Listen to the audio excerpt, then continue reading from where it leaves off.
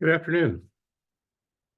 I'm David Luberoff, the Joint Center's Director of Fellowships and Events, and it's my pleasure to welcome you to today's talk which will focus on the geography of rental housing, primarily in the nation's 100 largest metropolitan areas.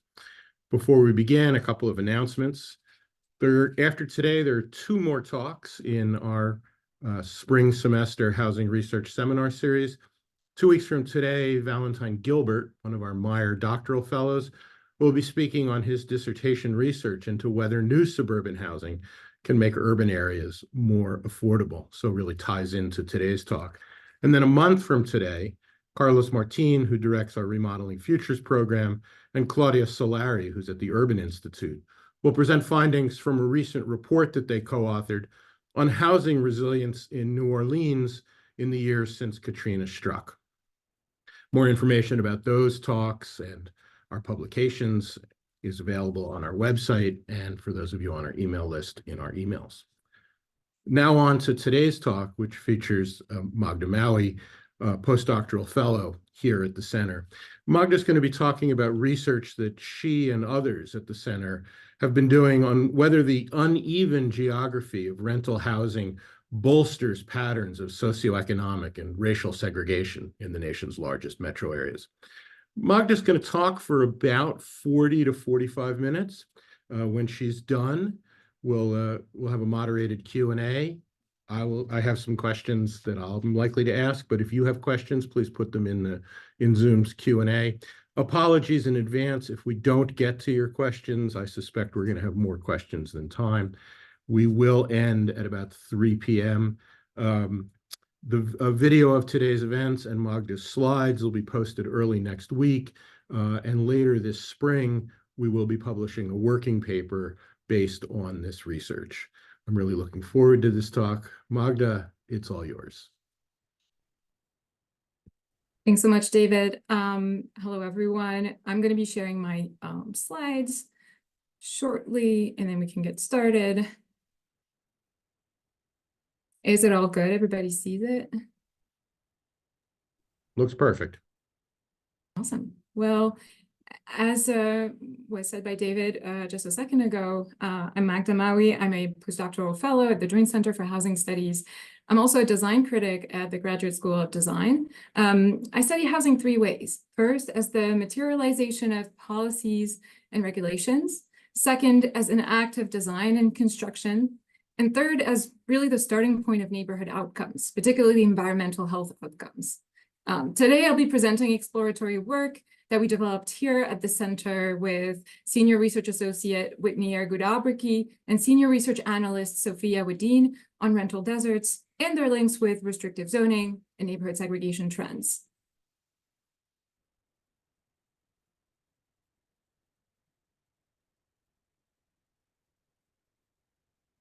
When you hear rental deserts, perhaps you wonder what we're referring to.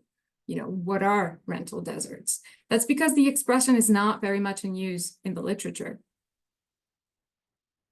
As a matter of fact, a quick online search for these words will only show you listings of luxury short-term rentals in the desert, like this California invisible house built in Joshua Tree National Park by the producer of American Psycho, for the anecdote.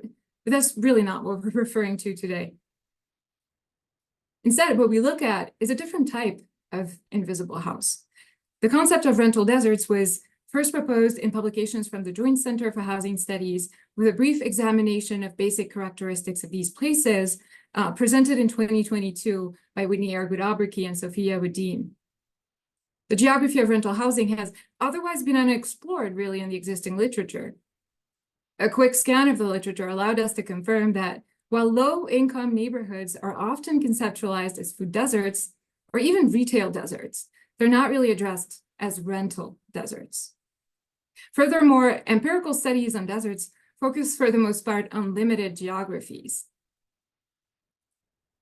By rental deserts, we mean places where less than 20% of housing units are either occupied by a renter or vacant for rent.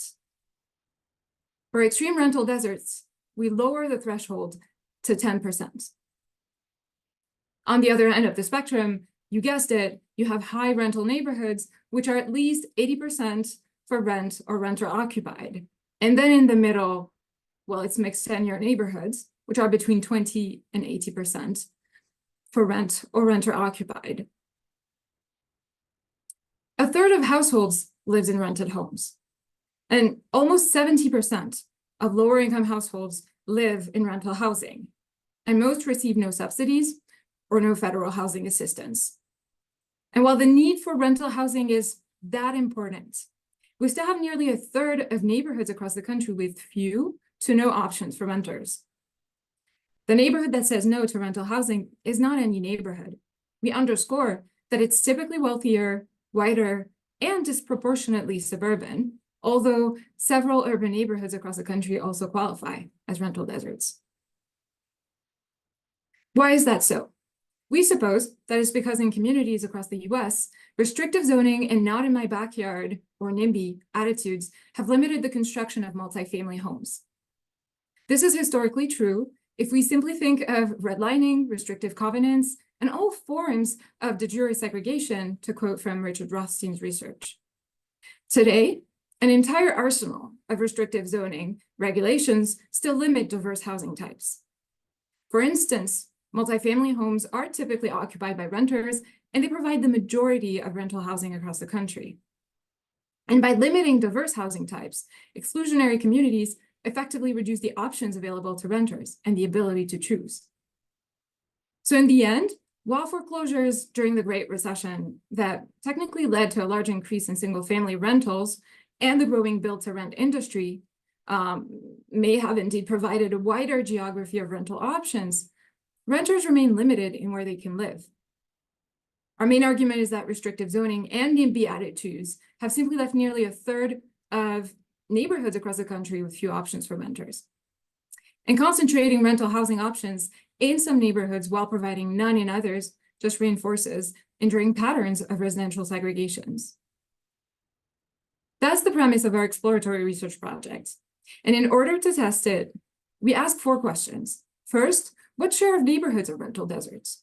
And how do the characteristics of these neighborhoods differ from mixed tenure and high rental neighborhoods?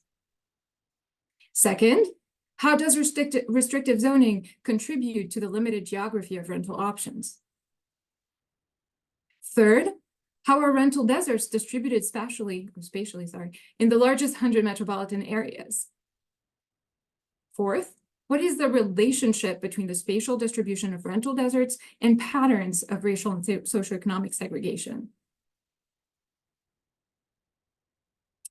First, using data from the American Community Survey, we identify national patterns of rental deserts, and we describe how these neighborhoods differ from those with more abundant rental options.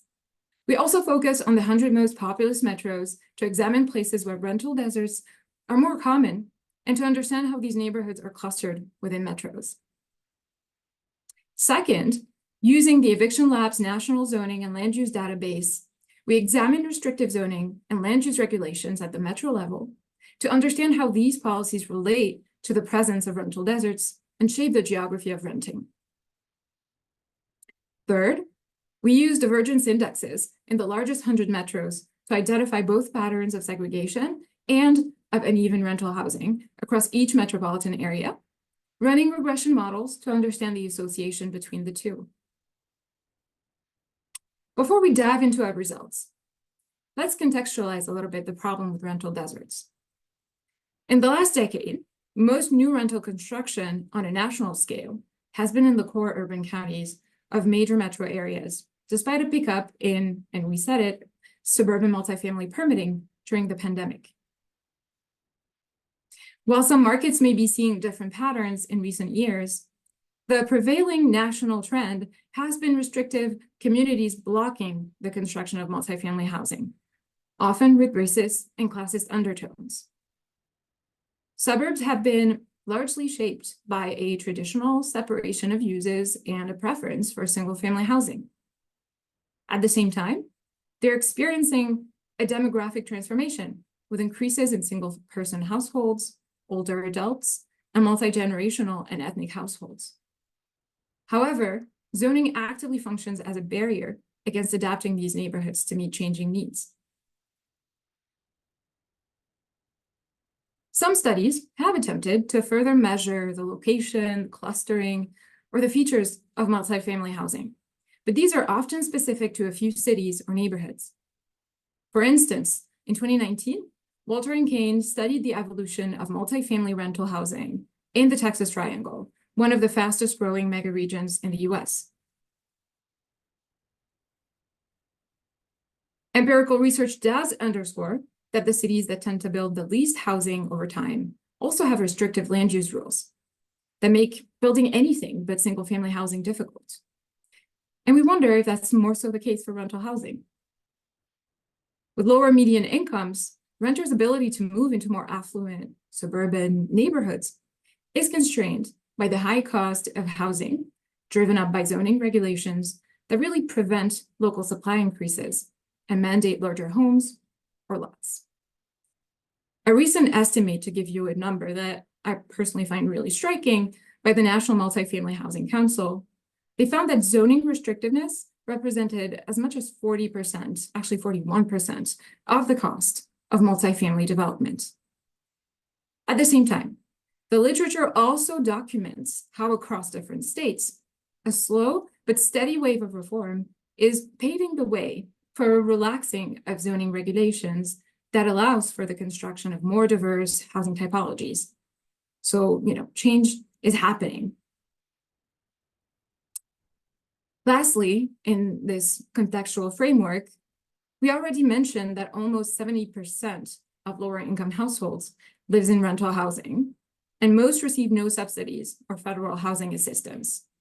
This is structured in a way that it's correlated to the unequal odds of homeownership for communities of color, for whom the lower likelihood of entering homeownership is associated with higher levels of segregation.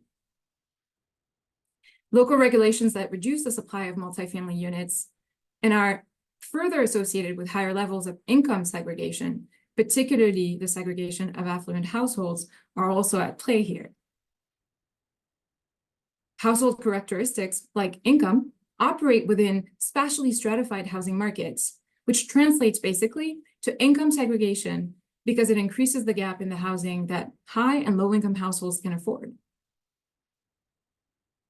And to close this sort of contextual setting, the literature on neighborhood effects and outcomes also underscores that when you have a lack of affordable rental housing in particularly amenity-rich neighborhoods, that impacts household trajectories, including health, school, or job access, to name a few.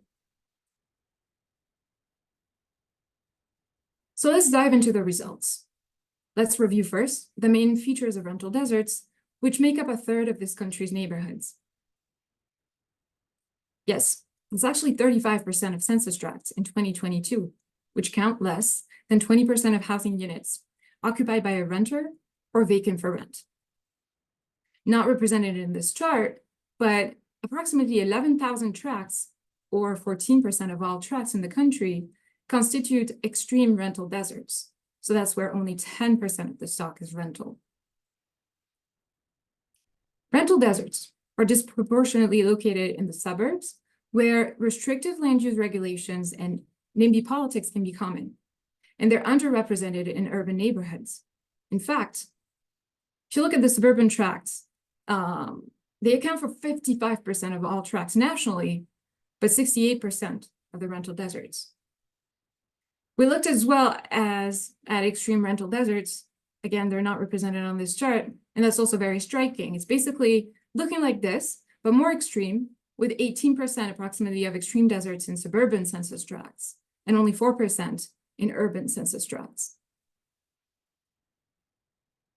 Single-family homes are much more common in rental deserts, which is unsurprising given that single-family homes have higher homeownership rates. They accounted for 85% of all housing in 2022 in rental deserts, the dark red column, compared to just 58% in mixed tenure neighborhoods, the light red column. Conversely, multifamily buildings with 5 or more units accounted for 4% of the housing stock in rental deserts in dark red, compared to 27% of the units in neighborhoods with abundant rental options in light red. This stark difference is again evident when we compare the size of housing units by type of rental market. The share of single-family homes at 85% for rental deserts in dark red, as you can see here, is only at 17% for high rental neighborhoods in light red.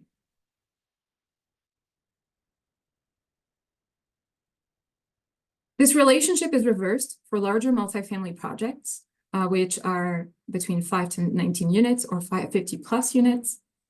Indeed, the share of 5 to 19 unit buildings at 2% for rental deserts is at 27% for high rental neighborhoods. Meanwhile, the share of 50 and more unit buildings at less than 1% for rental deserts is at 27% for high rental neighborhoods. Multifamily homes are typically occupied by renters and provide the majority of rental housing across the country. So by limiting diverse housing types, like we said it, exclusionary communities, and you can see by the numbers, effectively reduce the options available to renters of choosing where they want to live, basically. So for the 100 largest metro areas of the country, the presence of rental deserts has a strong negative correlation with the rentership rate with a coefficient of negative 0.79.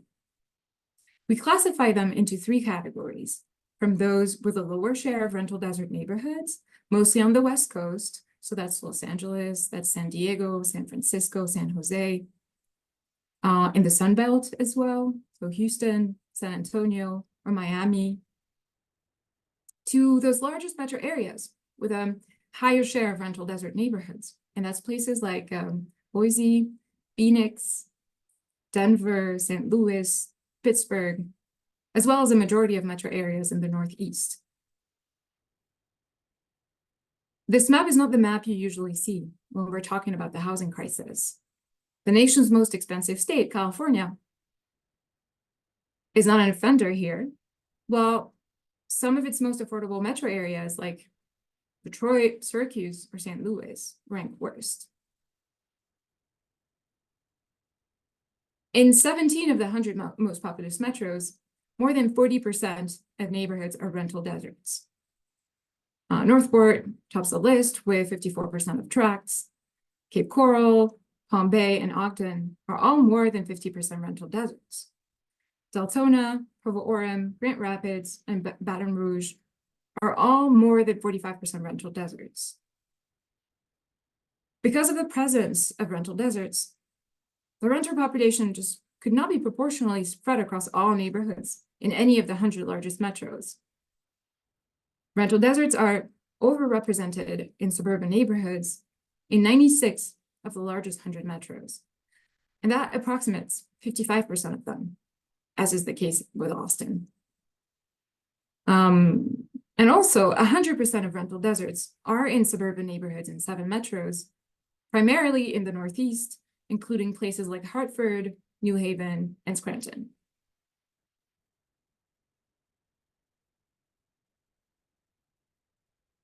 So our analysis of zoning restrictiveness finds a relationship between all the different features that we just presented, but particularly the geographic distribution of rental deserts and restrictive land use.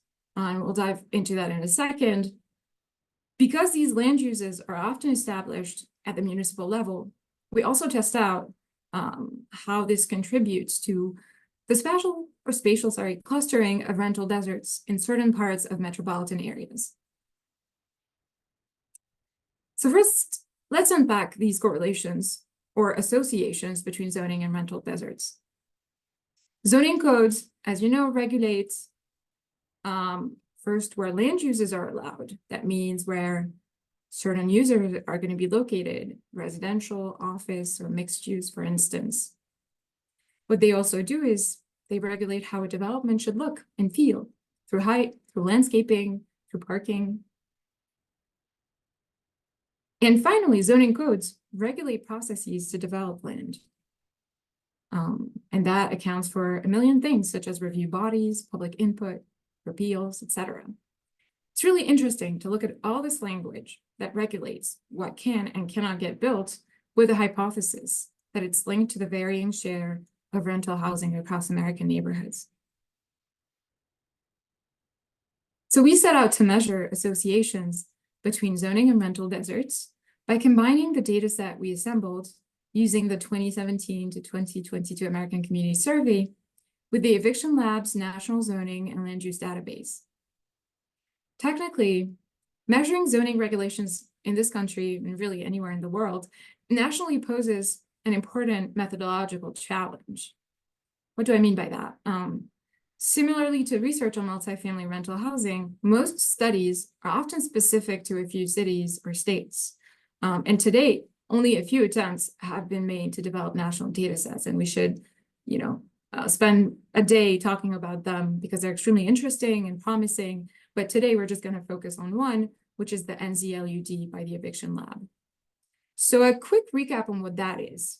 The NZLUD, or National Zoning and Land Use Database, which was developed by Matt Mlesko and Matt Desmond, is the most recent attempt at capturing the local stringency of national zoning regulations. What it does is that it uses natural language process and machine learning on municipal codes, as well as zoning and land use ordinances. Technically, the Eviction Lab does not correlate zoning restrictiveness to rental deserts, but it does rank metro areas by the level of zoning stringency that characterizes them. To do so, they actually rely on a composite index called the Zoning Restrictiveness Index, which bundles together all possible sub-indexes that are going to have a certain level of stringency associated with them.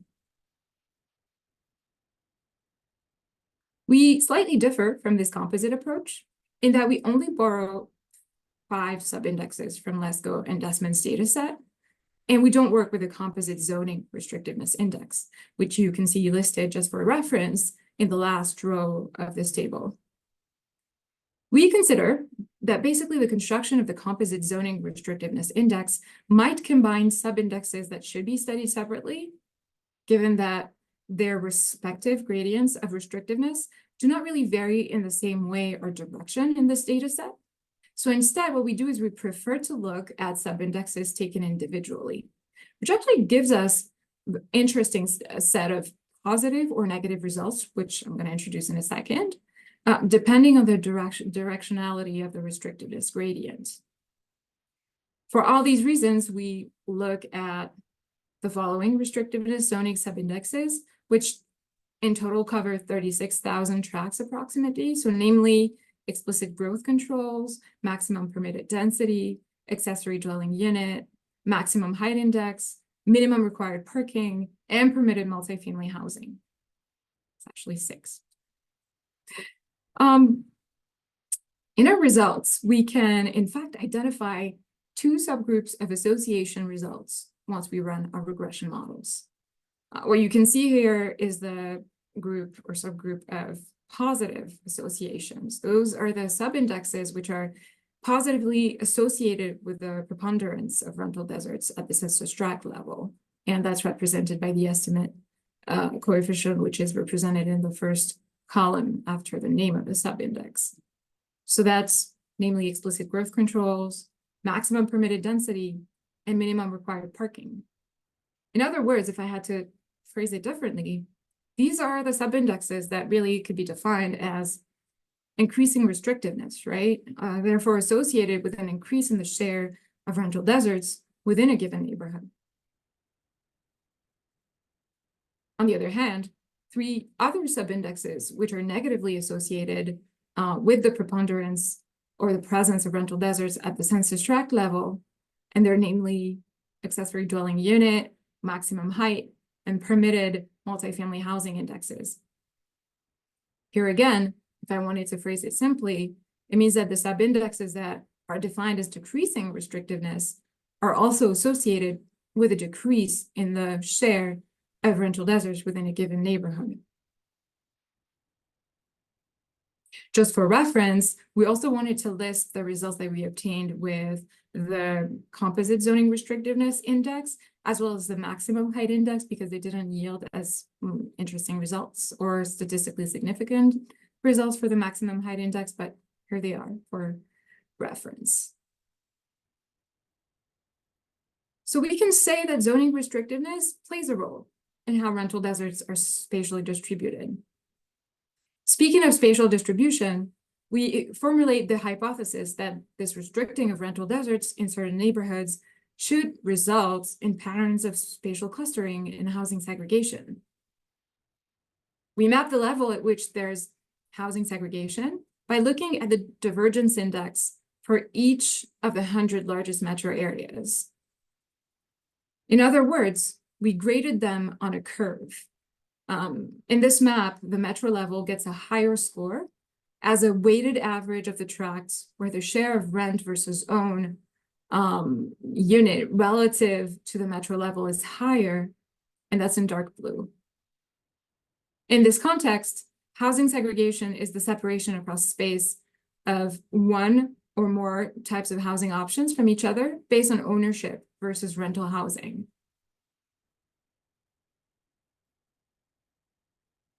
Standard ways to measure segregation include and probably you've heard about them many times already, entropy score, or the dissimilarity index, among many others, which measure relative diversity, and which you probably are more familiar with. The divergence index is a newer, more interesting index in our perspective, and it provides instead, how can I phrase this? A holistic value for the level of segregation. What do I mean by that? It can basically compare the relative proportions of rental housing at smaller and larger geographies, looking for the degree of divergence between the two geographies, such as between a census tract and a metro area. Using this method, we sort the 100 largest metro areas by their divergence score to rank them in 4 categories in the order of segregation from, as you can see it on the map, light yellow to dark blue. This map emphasizes the divergence index, percentile rank, rather than raw score. This approach is really useful in our opinion because it allows us to locate the most segregated cities and metro areas in the US without having to resolve the issue of delineating a precise threshold, for instance. So as an example, we can tell that the Northeast concentrates all 4 divergence categories with a predominance of highly segregated metro areas relative to housing tenure.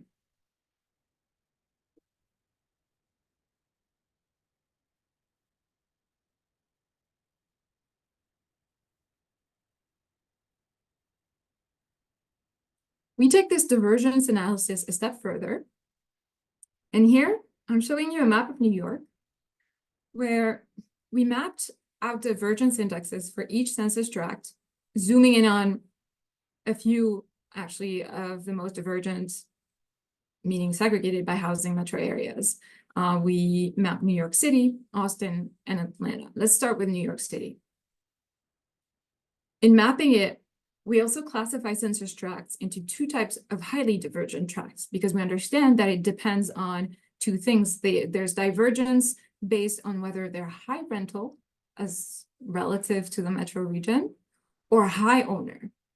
That's the difference between red and blue, or red, orange, and light blue, dark blue, basically. Spatial concentration of the blue means that rental housing is there mostly. And then the orange and the darker orange is majority ownership. The only difference between light and dark orange is that dark is a neighborhood that's more segregated than the larger metro areas, and the light orange is a neighborhood that's less segregated than the larger metro area. What does that mean for New York? New York shows an evidence, as you can tell, of suburbs as being high ownership and more segregated compared to the metro region. So how could I rephrase that? What does that mean basically for your average New Yorker? Well, technically, if you don't have the capital for a down payment, the income for a mortgage payment, or the expectation of a long tenure, well, most of the region has effectively closed its doors to you. That's what it means. Let's move to Austin. In Austin, too, we can tell that there's a hyper concentration of rental housing along a certain corridor of light blue, the light and dark blue actually on the map, in the urban core. Atlanta's case is striking, actually. We can notice much more sort of diversity in the scattering of different colors that represent divergent indexes. We can notice less spatial clustering for rental housing. In other words, renting in Atlanta seems to be, even though it's a segregated or housing segregation, it's a segregated, sorry, metro area, we can tell that renting is a possibility across the metro area. Though, again, it still ranks high as a city segregated by housing tenure. And of course, we can still see large orange swaths where renters aren't welcome, but the breaking down of the pattern is different from the two previous cities. Okay, so that's 3 examples to sort of situate geographically what we've been trying to tease out. Lastly, after having spoken of housing segregation, we find that the households in rental deserts are typically gonna feature certain characteristics such as higher incomes and the fact that there's gonna be less of them in terms of the households that are headed by a person of color. The lack of rental housing available technically restricts in rental deserts the neighborhoods that are accessible to people of lower socioeconomic status who cannot afford homeownership. And well, technically this often overlaps with exclusion of people of color. Let's unpack that. With few affordable options for lower income renters, the median household income in rental deserts is set at approximately $99,000. Median incomes in mixed tenure neighborhoods, however, are technically at $70,000 and 70, sorry, not 17. And they're at $48,000 median in areas with robust rental options. So we can see that there's a big difference here, depending on the type of rental housing market. The lack of rental options in some neighborhoods reinforces inequities in the distribution of households, and it contributes to socioeconomic segregation. Communities with very little rental housing have higher median incomes, which reflects the typically lower annual incomes that renters have. The concentration of the rental stock also contributes to segregation by race and ethnicity, as people of color are more likely to be renters.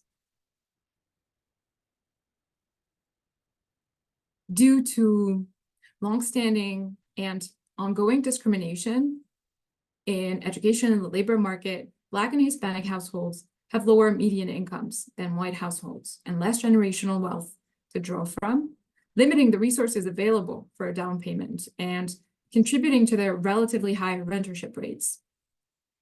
Moreover, centuries of racially discriminatory government policies and practices, as well as de jure segregation, which I mentioned earlier, and discrimination in the housing and home buying market have denied households of color, and Black households in particular, access to homeownership opportunities. The legacy of these deep-rooted inequities is evident in the low shares of people of color in rental deserts. While people of color headed 67% of households in high rental neighborhoods, less than 17% of households were headed by a person of color in rental deserts. High rental neighborhoods also had 4 times the share of households headed by a Black or Hispanic person than rental desert neighborhoods.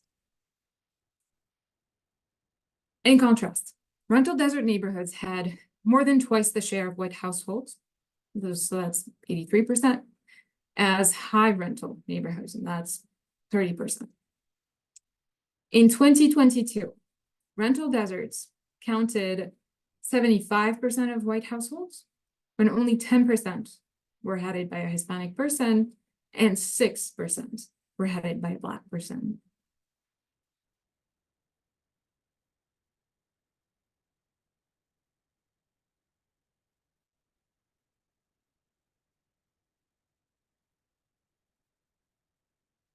And If we compare rental desert tracts and all tracts, we see again that white households are overrepresented in rental deserts compared to all other neighborhoods.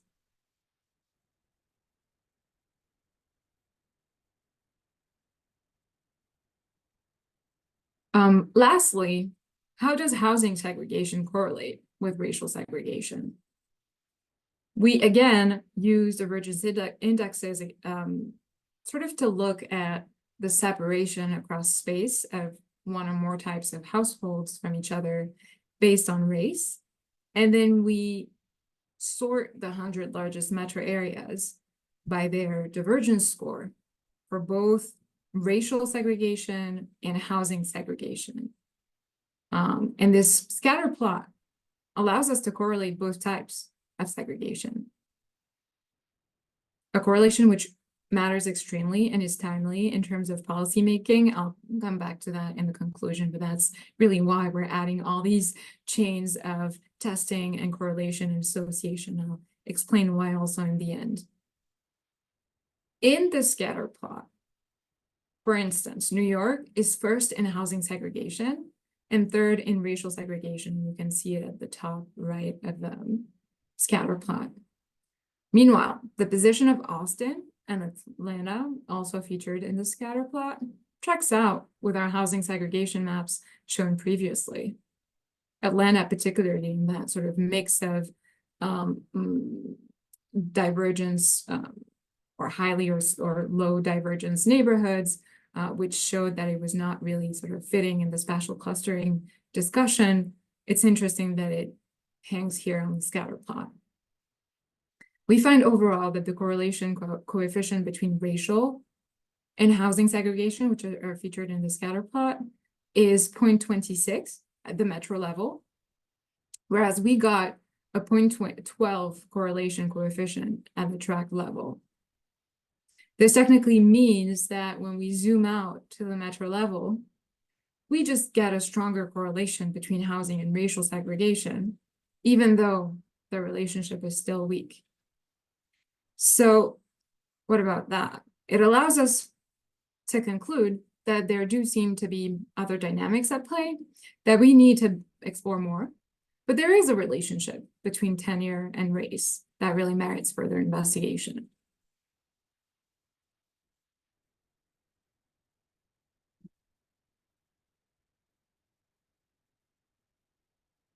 So now that we have gone through this step-by-step set of associations and links, what can we conclude about the links between rental deserts, zoning, and neighborhood segregation? Let's go back to the map at the beginning, shall we? And I'm going to unpack a few things. First, you might wonder, why do we bother to measure the places where rental housing is scarce when we have so many other maps of racial segregation, economic segregation, and so forth?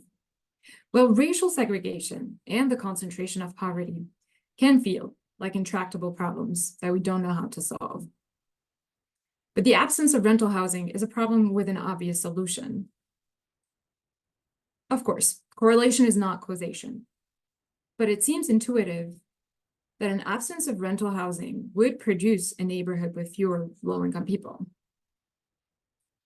The second reason why that is useful to specifically measure rental housing availability is that this map breaks down the conventional wisdom about which American cities share common problems. In this case, to break it down, it draws out a bad practice shared between, look on the map, Florida and Arizona, the Mountain West, the Rust Belt, and the Northeast, but not so much Texas or the West Coast. So something to dig into in the future. First, as a recap, we did identify that rental deserts are wealthier, whiter, and more suburban. Second, we underscored that rental deserts are clustered together within metros in places that have restrictive zoning and land use regimes. In other words, the lack of rental options in many neighborhoods across the country reinforces enduring patterns of residential segregation. Third, we find that the spatial unevenness of rental deserts within the largest metro areas is then also associated with racial segregation.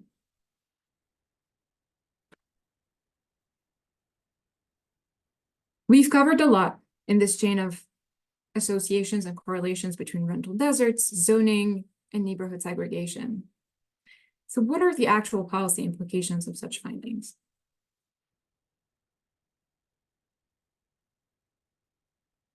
Well, first, we recommend zoning changes that pave the way for multifamily housing and rental options in exclusionary communities in order to confront inequities in where people can live.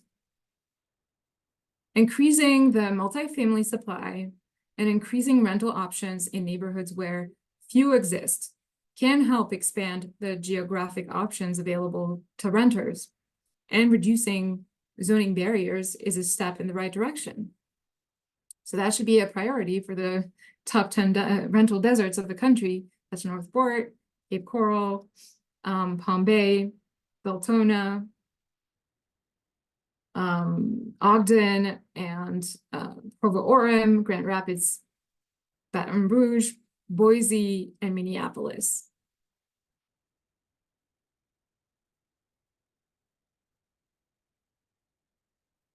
As noted in the Joint Center's 2024 America's Rental Housing Report that was released earlier this spring, actually winter,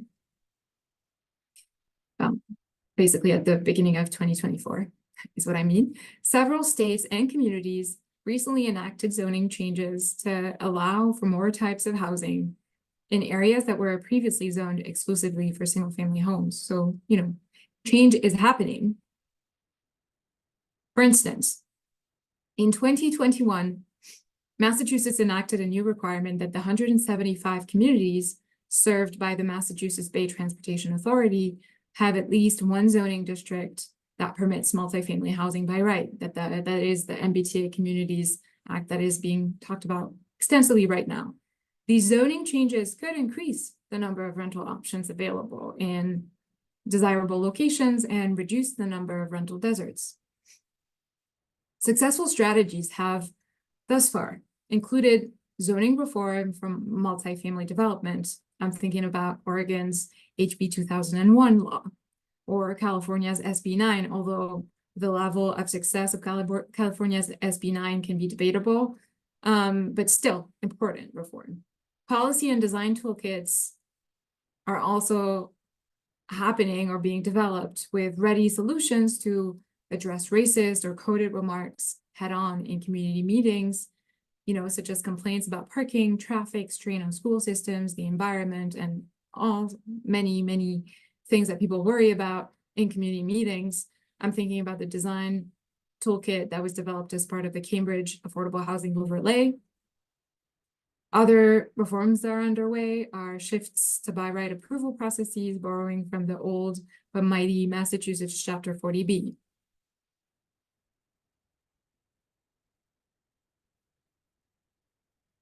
This all takes work from many people. It has to take work from community members who need to support new housing, especially affordable housing, and who can educate neighbors on the importance of rental housing. It also takes work from planners, local governments who can incentivize rental housing construction in neighborhoods where there's none. For instance, through interventions that can be regulatory around the realm of setbacks, density, FAR, parking requirements that are relaxed. Can be financial stuff too, subsidies, mandates, and incentives, although the mix of everything from subsidies to mandates to incentives is also a complex world to understand. And finally, that takes work from state and federal government who can withhold transportation or community development funding from communities that do not follow an agenda of basically providing more rental housing. So for instance, in 2019, Utah, and there are a lot of rental deserts in Utah, pioneered the bill SB 34, requiring cities to adopt housing and land use reforms in order to basically qualify for state transportation subsidies, which many see as a potential model for other states and the federal government. Still, we have to add that zoning is not everything. And as a planner, I have to say zoning is really not everything. I want to underscore that very, very clearly. And zoning changes and increased multifamily housing alone are really not enough to confront all the persistent inequities in where people can live. Other important areas of work include building homes at lower price points and expanding housing subsidies in a range of neighborhoods. That's just a few examples of what we have to do, what will also be necessary to create socioeconomically integrated and mixed tenure communities. What next? Today was the presentation of a work in progress, a project that we're going to carry further. And we'll first continue looking at the overlap between rental deserts and different measures of neighborhood opportunity or distress. This would give us the chance to talk about the kinds of neighborhood renters do not have access to, basically, given implications that really extend beyond segregation and into the geography of opportunity.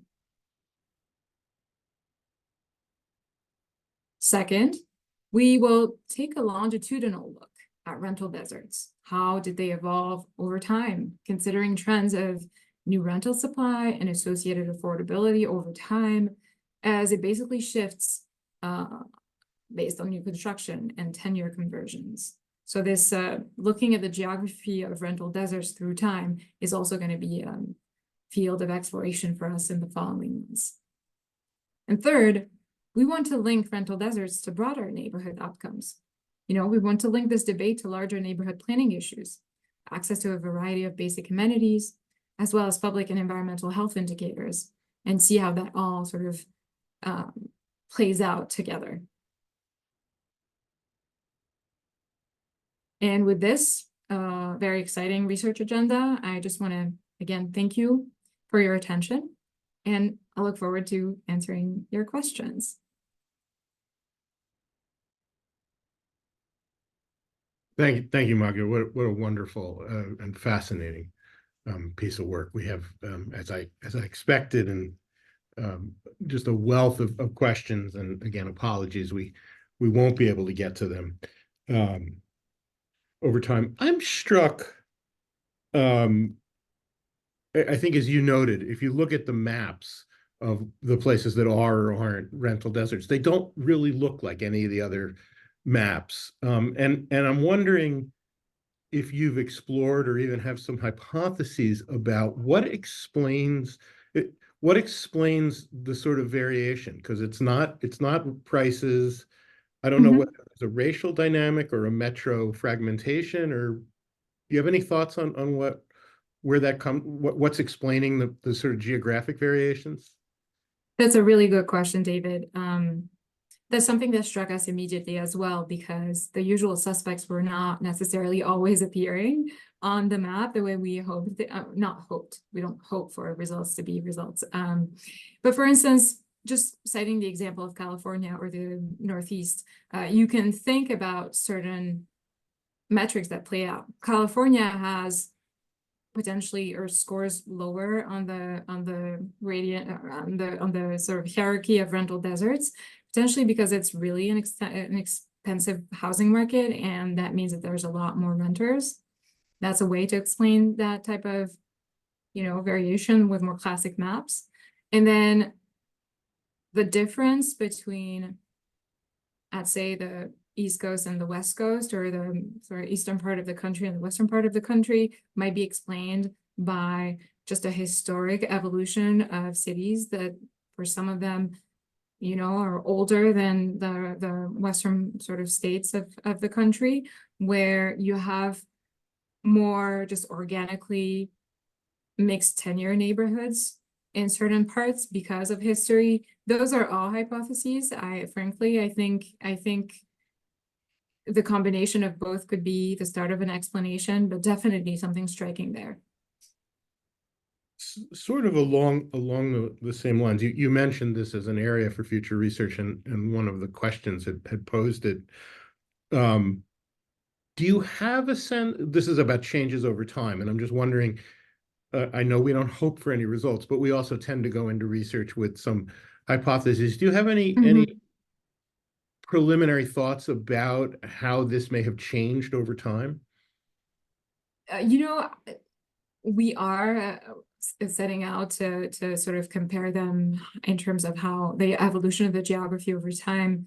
I do think that there are trends that would be similar to neighborhood change trends in sort of the larger gentrification debate, where, you know, as neighborhood change and gentrify or transform and become higher value, there is a decrease of just simply renter households. So I would expect that there could be an overlap a little bit with that. That's one way of thinking about it.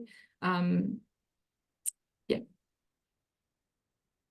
Question that one thing that really struck me, one of the points, a key theme that has come out of the Joint Center's research now for several years is there's been a significant growth in the number of renter households, but almost all of that growth is coming at the top of the income scale, essentially more affluent renters. And I'm wondering, what do we know about, I guess, do we know anything about the renter households, particularly in places that are renter deserts, where there aren't a lot of renter households?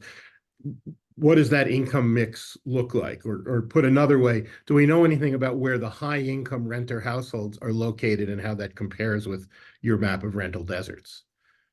That's a very interesting question. I do think that the fact that we see higher income renter households is linked obviously to the tightening of access to home ownership, and that's something that's tied to, you know, the Joint Center's many other webinar sessions just this year, stuff linked to, you know, millennial access to housing, or just generally speaking, homeownership becoming harder and harder as a project in one's sort of tenure evolution projects. I want to say that we have explored mostly how rental deserts were connected to lower income households. And in that sense, you know, there's this sort of a striking or clear separation between both, or just a delineation between the households that are going to be living in the rental deserts versus the ones that are going to be in sort of more high rental or at least mixed neighborhoods. For the higher income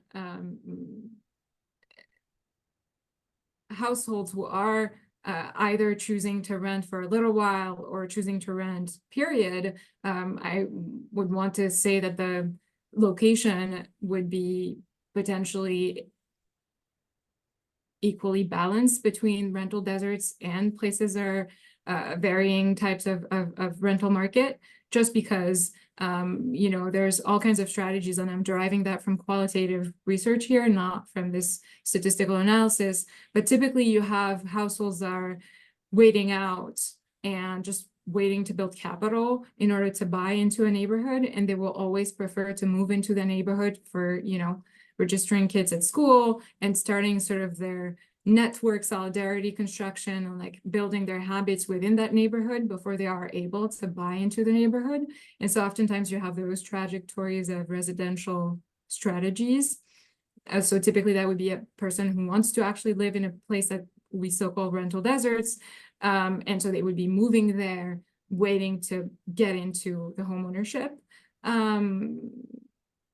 But otherwise, yeah, a variety of rental housing. Yeah. That's one example that I'm thinking about. Let me push you on this point for a second, because you've made a particularly compelling case that higher income households, the rental deserts tend to have higher income households. Is it possible? So it's a kind of a two-part question, right? Is it possible that if you built more rental housing in those rental deserts, given market forces, that would be sort of high-end rental? So you would have quite possibly an area that's not a rental desert, but still has either at least income segregation and perhaps also, you know, segregation by race and ethnicity. And if in fact that is possible, does that suggest that the policy solution is not only, this may go back to your point, not only land use, but that some of that housing has to have some sort of affordability restriction? Absolutely. I think not only affordability restriction in terms of income levels and sort of AMIs and targets, et cetera, but also how long is that affordability for? And, do we factor in the 10-year conversion stuff? Is it going to be rental for a long time, or is it going to switch to homeownership at some point? Those are critical elements of the problem. I want to answer first by saying that yes, it is important to think about the types of rental units we would be building in these rental deserts, because in fact, you don't want to just end up generating units that are not answering the needs, which are at this point, and I think we showed it clearly, are for lower income and middle income households. So that's critically something you achieve by tying policy into that, right? And by making sure that the types of supply that gets generated is really catering to the needs of the residents who want to move into these rental deserts, or have the option to move into these rental deserts. Another part of the answer I want to give you is, this makes me think of single family rentals and the whole conversation around the fact that that increased in recent years, although now it's sort of slowing down a little bit per results that actually the Joint Center published earlier this year with the American, the rental housing report. This was also decried a little bit, and there's always anxiety over generating rentals, particularly with the single family format, which I'm not necessarily advocating for, as something that would just generate high-end type of supply, or even something that would turn out to be, at the end of the day, more Airbnbs than something that's sort of a stable housing unit for long-term families wanting, or people wanting to move there. I think when you tie policy to the supply chain, or this, not the supply chain, the supply of housing units, you can fix for those potential threats or risks, in my opinion. It's interesting. I was just about to tee up a question on single family rentals, but you, Oh, no, you, I mean, I was trying to figure out how to make the link that you made. So thank you for doing that. I want to end actually just with a kind of open-ended question, which is one that I just always really enjoy. We all start research on the one hand, knowing what we expect, also not knowing what we're going to find. And I'm just wondering, what were are there things that stood out for you as this research has unfolded that particularly surprised you, or that didn't surprise you, but were, say, much bigger than you thought they were going to be, or much smaller than you thought they were going to be? That's a good question. I want to start again with those maps. I think I'm a big partisan of translating the results into obviously tables and correlation trends, but the maps, especially when we're talking about neighborhoods, can tell us something very, very striking. And to me, be it the maps of the divergent or housing metro areas ranked around housing segregation, or just simply the ones that were really rental deserts, just showed results in a geography that I hadn't seen before. And I think that's where the surprise was. Obviously, I sort of started with we always start with and me and Whitney and Sophia always start with a hypothesis of probably you're going to have a type of segregation around, suburban versus urban, or, white and versus household of colors, income categories, et cetera. That's sort of the typical things that we know, because that's part of the debates and the policy conversations. But really the geography of who was listed at the top of the rental deserts ranking, or the ones who were more or less divergent by housing tenure or race, was the striking part of the story. And honestly, as we dive into looking at the evolution of these rental deserts through time and adding more metrics to the mix, I really hope that this exploratory work is going to take us to even more striking elements that we're going to tease out. Well, I want to underscore, I really love your point about looking at this not only in tables but the maps, and you'll see when you look at the Q&A, several people were like, "Are you going to post the slides?" So the answer, for those who haven't seen the typed answer, is yes, we will be posting the slides as well as a video of this. And I was thinking that I was really struck at the beginning by your point of saying, you know what, nobody's actually ever asked this question, which I found quite amazing. And then, as you just highlighted, and I just want to sort of put a pin in it, that the divergence, and the way these things look, that very interesting divergence of metro areas, I was very struck, by how much different the map of New York looks than the map of Atlanta.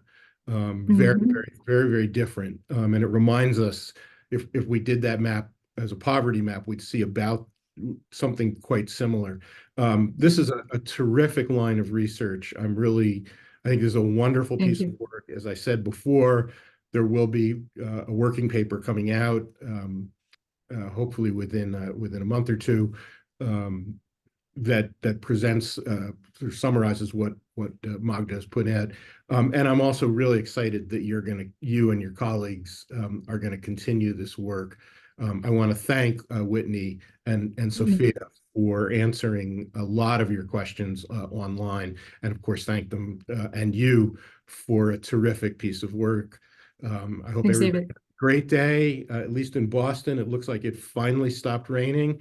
Hopefully it's not raining wherever you are, and hopefully we'll see you all online again in 2 weeks for the next to last of our housing research seminar. Have a great afternoon, everybody. Thanks, David. Have a good one. Thanks, everyone, for joining.